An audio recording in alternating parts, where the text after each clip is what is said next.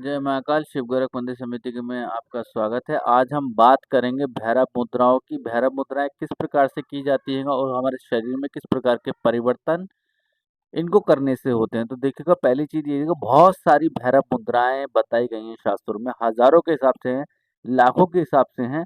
हम उन मुद्राओं को एकदम आसानी से नहीं कर सकते, ना ही उनका प्रयोग कर सकते, ना ही स्त्री पुरुष बूढ़े बच्चे, कोई भी इनका प्रयोग इतने आसानी से नहीं कर सकता। ऐसा नहीं है कि हमने कोई भी मुद्रा गूगल पर देखी, यूट्यूब पर देखी और उसको एकदम से करने लग जाएं। ऐसा नहीं है। मुद्राएं आपको ठीक प्रभाव के सही प्रभाव तो देती हैं, साथ में इसका गलत प्रभाव भी देने लगती हैं। साधक को इसमें सावधानी बरतनी चाहिए, खास करके उन मुद्राओं में जो मुद्राएं भैरव से संबंध रखने वाली होती हैं। जी सर, भैरव से संबंध रखने वाली जितनी मुद्राएं होती है उनमें उग्रता होती है, उनमें तामसिकता होती है और उनमें असीमित शक्तियां होती हैं, जिनको हमारा शरीर झेल नहीं पाता। समझ रहे हैं? उसके लिए आपको वैसा ही बनना पड़ेगा। मतलब आप ऐसा समझिएगा कि आपको उनकी ऊर्जा को ग्रहण करने के लिए इतना योग और इतना तपस्या करनी होगी कि जिससे आप उनकी ऊर्जा को ग्रहण करने वाले बने। समझे? तो बिना समय गवाए हम मुद्रा बताने वाले हैं, किस प्रकार से आपको उस शक्ति को बढ़ाना है, किस प्रकार से आप कर सकते हैं। तो देखिएगा, यहाँ पर हमें ज्ञान के लिए ये ज्ञान मुद्रा की जाती है। ज्ञान मुद्रा की यूँ की जाती है कि हम ज्ञान की प्राप्ति कर सकें, हम अपने मन को शांत कर सकें, हम अपने शरीर को स्थिर बना सकें, संतुलन में ला सकें, हमारी प्राणिक ऊर्जा हमारे अनुकूल कार्य करे, हमारे विपरीत कार्य ना करें, हमारा शरीर भी हमारे अनुकूल कार्य करे, हमारे विपरीत कार्य ना करे। ठीक है? तो ये चीज़ होनी चाहिए और ये चीज़ होनी स्वाभाविक है। जब आप कोई भी मुद्रा या तपस्या करते हैं, प्राणिक ऊर्जा करते हैं, मतलब योग करते हैं, तब ये आपके ऊपर निर्भर करता है कि आप उस ऊर्जा से किस प्रकार से अपने शरीर को चला सकते हैं, नियंत्रण में ला सकते हैं और अपने अनुकूल चला करके अपने जीवन को बदल सकते हैं। तो देखिएगा, यहाँ कुछ इस तरीके से मुद्रा की जाती है। ये क्रॉस में करनी है। इस तरीके से जब आप ऐसे करेंगे तो ये उँगलियाँ आपकी फँस जाएँगी। यहाँ जब ये उँगलियाँ फँस जाएँ ऐसे करके, तब आपको ये यहाँ पर ज्ञान मुद्रा लगानी है इसमें। ज्ञान मुद्रा 2 तरीके से लगा सकते हैं। पहला तरीका इसका ये है, दूसरा तरीका इसका ये है, यहाँ पर। ठीक है? इस चीज़ का विशेष ध्यान रखें कि उँगलियों का एंगल बदलना नहीं चाहिए, टेढ़ा-मेढ़ा नहीं होना चाहिए। आप ठीक प्रकार से जैसे भी कर सकते हैं, वैसा करें। ठीक है? तो यहाँ पर इस मुद्रा को कुछ इस तरीके से आपको कर लेना है और ध्यान अवस्था में बैठ जाना है। इस मुद्रा को करते समय आप सबसे पहले हाथों के ऐसे दर्शन करें। उससे भी पहले आप सिद्धासन या पद्मासन पर बैठ जाएँ, जैसे कि मैं इस समय पर बैठा हुआ हूँ सिद्धासन पर। बैठने के बाद में आपको महादेव का स्मरण करना है, आपको अपने गुरु का स्मरण करना है, आपको अपने कुल देवी का स्मरण करना है। जिन्हें भी आप मानते हो, जिनकी आप उपासना करते हो, उनका स्मरण करना, उनसे विशेष प्रार्थना करनी है कि हम इस मुद्रा को कर रहे हैं, तो हमें इस मुद्रा को करने की शक्ति और सामर्थ्य प्रदान करें और इस मुद्रा का कोई भी गलत प्रभाव हम पर ना पड़े, ऐसी कृपा करें। तो ऐसा करने के बाद में आपको इस तरीके से हाथ जोड़ लेने हैं और ऐसे करके ज्ञान मुद्रा कर लेनी है, इस तरीके से। और यहाँ कुछ ये इस तरीके से कर लेना है। ये जब फँस जाएँगी, जब उँगलियाँ ऐसे करके फँस जाती हैं ना, तो उसके बाद में आपको कुछ करने की आवश्यकता ही नहीं रहती है। आपका हाथ स्वतः ही खुद ही कार्य करेगा, जैसे भी करेगा खुद ही कार्य करेगा, ठीक है? तो इस चीज़ का विशेष ध्यान आप रखें।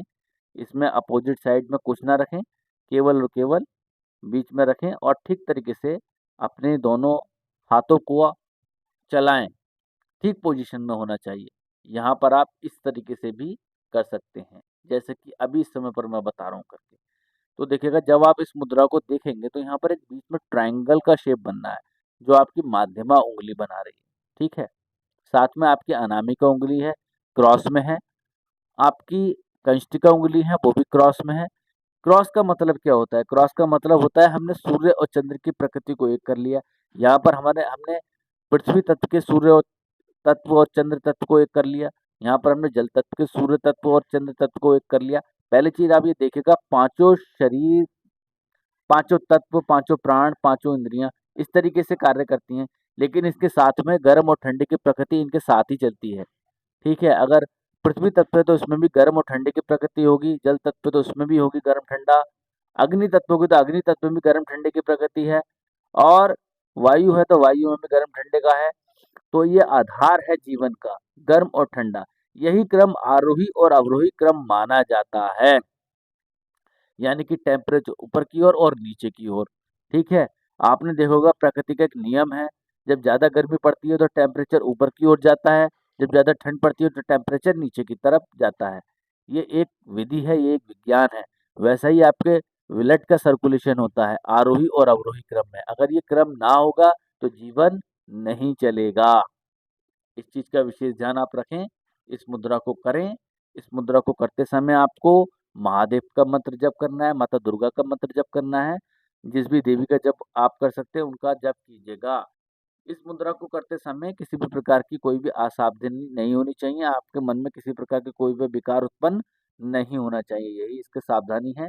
इस मुद्रा को आप सोमवार में करें, बृहस्पतिवार में करें और शनिवार में करें। ये एक महत्वपूर्ण दिन है। साथ में इस मुद्रा को जो नॉनवेज खाते हैं, जो मांस मुद्रा का सेवन करते हैं, उनके लिए ऐसी मुद्राएं वर्जित कही जाती हैं।